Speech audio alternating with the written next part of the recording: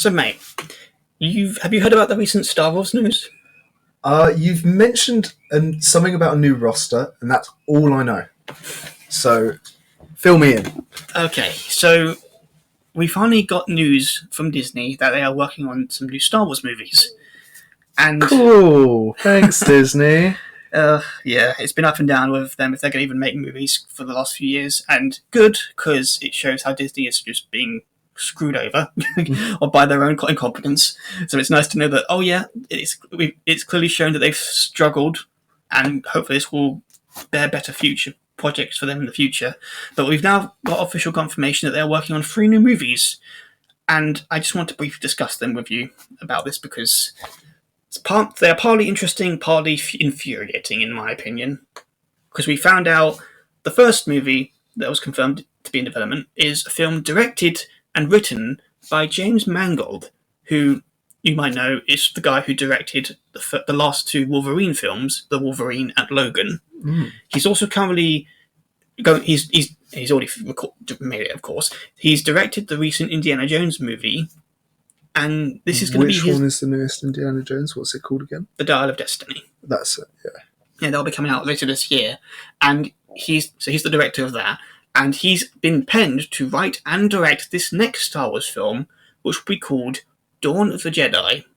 And this is based off the little information we've been given. This will be set 25,000 years before the events of the main movies. Woo! And it will explore the origins of the first Jedi. Finally! Oh my god! Oh, Disney, you're doing it right. You will fuck it up somehow, but at least you got the idea correct. I know, and this is exactly what Star Wars fans want. They don't want Skywalker shit. If they mention Skywalker, I will kill myself in that movie studio. I'm done with Skywalker shit, man. I hear Skywalker and it sets me off. I'm so bored of it now. Stop with the Skywalker. Stop with the Lukes and the Obis. Let's go on to fucking Darth Revan and horrible shit. I love it. Yeah, this is even preceding the events of the Old Republic, so this is definitely new territory, and kind of me intrigued because I really, again, people will know I'm not the biggest fan of Star Wars right now. There was a time where I thought they had a future, especially because of the Mandalorian, but really they've even managed to screw that up, which we'll briefly get to in a second. But with this is definitely a direction that I think has potential, primarily just because it's untapped territory. And as you said, they still could fuck it up somehow because, again... I think with a new IP, it's a lot harder to fuck something up. So I think they'll do a good job. Maybe. I'm actually quite convinced they might do a good job. Because the reason they fucked up the other Star Wars films is because it's already an established universe. It's already an established IP. Whereas if they do something from the Old Republic, there's nothing. There's no content apart from the stuff from the Star Wars The Old Republic game, or yeah, pretty much that's it. Yeah, I mean, again, it could still screw it because it's been shown recently that they still have agenda on their mind, and the story has to be really pretty damn good. And yeah, I mean, without going into more in-depth stuff, because there's really nothing else to really talk about in that regard, they've piqued my interest back into the world with this film, and especially considering James Mangold, because I love what he did with Wolverine. I have yet to see what he will do with Indy 5, and for all I know, that could break my excitement for this one, because I've heard some troubling things about Indiana Jones 5. Alternatively, I've also heard some promising things recently. So it could go either way at this point. This film, I would say, Ryan, I am looking forward to the most out of the announced roster. As for the other ones, well, they announced the second movie, which is going to be directed by Dave Filoni, who is the showrunner, the spearhead guy behind all the TV shows that were made, more specifically The Mandalorian. Okay. And this is also the guy who made the Clone Wars series, okay. Rebels, and so he's got a lot of them. He's got a lot of good work under his belt. Yeah. Where the problem comes in is the fact that you look at The Mandalorian. So this film is essentially going to be the combination of everything that's happened on the TV shows, with The Mandalorian, with Ahsoka, with the upcoming shows like Skeleton Crew. So all of this will be like their equivalent of Endgame. Where we've gone into a bit of a problem, though, is the fact that it's clear that Disney have put their hands in it, because, again, like, you haven't seen any of the shows, have you? I've seen Mandalorian. How far have you seen it, up to it? I've seen up to the end of the second season. Oh, so you've seen Luke Skywalker and such? Yeah. Well, it's hard to put... I won't spoil it for you. But in short, they took a big detour with Book of Boba Fett, which ties into Mandalorian. I've seen Book of Boba Fett as well. Okay, so you know about him and Grogu reuniting. Yep.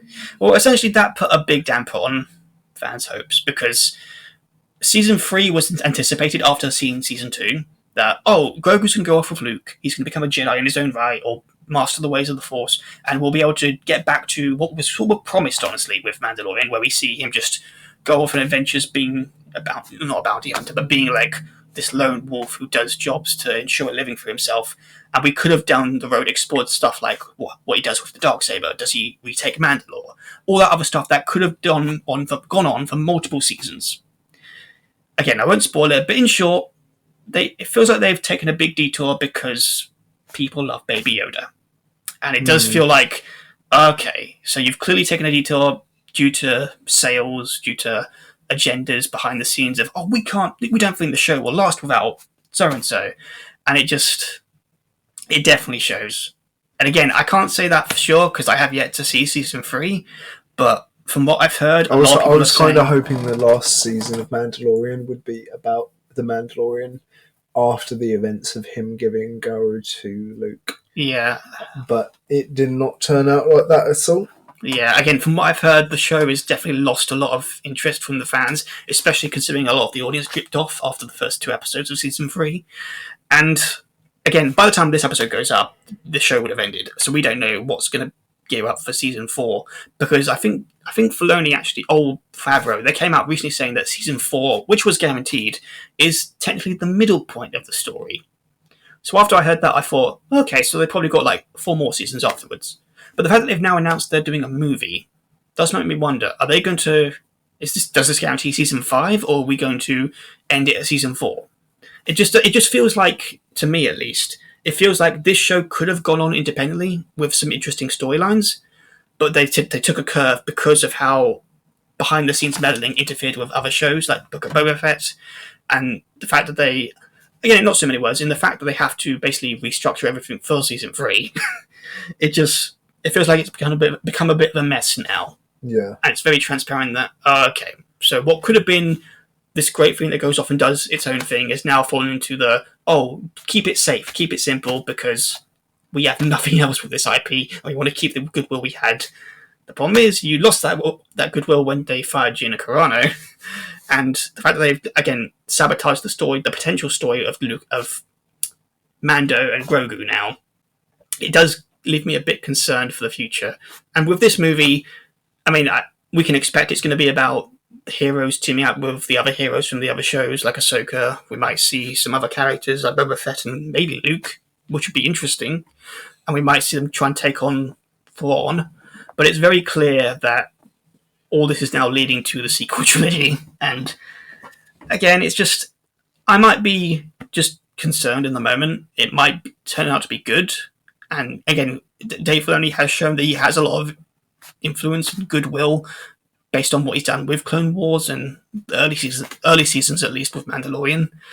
But again, this adds to my concern with the brand of, okay, are they going to guarantee a good film, or are they just going to screw this over because they made some poor choices in the past? But yeah, this leads us to the last one. And I am not at all happy for this one. Oh, no. They announced the third film is going to be... They haven't given it a title, but it's roughly being called the New Jedi Order film. And the reason why is that they announced that this film, which will be directed by Shirman... I cannot pronounce this bloody name. Charmin Obaid Chinoy? Yeah, that name. But yeah, her only big credit is that, at least credit that I know, is that she directed, or like she co-wrote. She was involved in the Miss Marvel TV show from which the I've not MCU. actually seen. I've not seen that. I don't know if it's any good. I've not heard anything about it. All I hear about is how bad She-Hulk is. So. Yeah. So as long as it's not that film she's done, it's all right. Yeah, I haven't heard. People thought Miss Marvel was okay. It wasn't anything standout-ish, but it was definitely like, we weren't interested even before. And again, I don't know, so I can't speak too much for that project. But with this one, the fact that she's known for doing a lot of like pro-political stuff in her entertainment, it just, again, you just hear the word political stuff or activism these days. It's just like, it's a double-edged sword. It could be like, it could be beneficial for a story they want to tell, or it could be like, okay, are we going to expect to be talked down to? Are we going to do all this other stuff that could go out the window with us because we're done with this. Just tell interesting stories. But the worst thing about this film is that they confirmed the plot of the movie is going to be set 15 years after the events of the sequel trilogy, and we're going to follow Rey Skywalker as it's going to basically follow her exploits recreating the Jedi Order, re-establishing the Order for a new generation. And I'm like, that was fucking Luke Skywalker's job, and you undermine that because you wanted to tell a stupid story about your Mary Sue becoming the bestest ever, and now you're basically here saying, she's now going to do Luke's job. God damn it. I mean, even if Luke can't do it, at least he kind of taught Rey so that she could do it. So that, she didn't. He didn't teach her anything. Yeah, she taught herself. Yeah, true. Actually, she taught herself, and her whole training up was her waving a lightsaber in front of a rock. Slightly different. But, I'm not really interested in this particular film by the sounds of it. Like, the events after the sequel trilogy, like I said, Skywalker, I'm just bored of it. There's, 10? This would be the 10th film of something to do with a Skywalker? Yeah. I'm sick of it, man. Yeah, I'm sick of it. It is interesting. 10 films! Think of something else, guys. Honestly, it's interesting and also concerning because this is only a rumour, but it's been suggested behind the scenes from other sources, other internet sources. Like I'm off the top of my head, I'm thinking of like Midnight's Edge, but I don't know if they reported on this. But apparently, it's been suggested that Disney are trying to push for Rey and Grogu to share the screen, and apparently that's people think, he might be in that movie, and from a lore standpoint, it does make sense because Yoda's species can live long, but it does feel like, okay, so even if that is true, even they're probably aware we can't sell a movie with just Rey, because we're considering how poorly handled she was. So they probably want to bring in the reason why they're rushing to a big conclusion with The Mandalorian is because they want Grogu to get to that point where he can go past the sequel era and meet Rey, and he will be like a co-protagonist maybe in that film. But again, I'm like, that's not giving me confidence. If anything, it just makes me concerned, like, okay, is she going to undermine him now? But yeah. Probably Baby Yoda will undermine her. Honestly, a part of me, again, I could go back on this, but if throughout that entire movie, he just undermines her in every way, and she realizes, shit, I've got to actually train this time, I actually wouldn't mind that. I actually think, okay, if they can actually put through the ringer and actually show us you know what, she might have been goddamn powerful, stupidly so, but if they show that, you actually have to bloody train, and you actually have to go through challenges and show your skill, I mean, maybe that could make me interested. But at the same time, I just then remember this is the bloody character that took over Luke Skywalker's story, who was a part of the Emperor's bloodline. I'm like, again, I've talked to death about how much I don't like the sequels. I did a whole podcast segment with God so long ago now, talking about my bloody frustrations with that trilogy.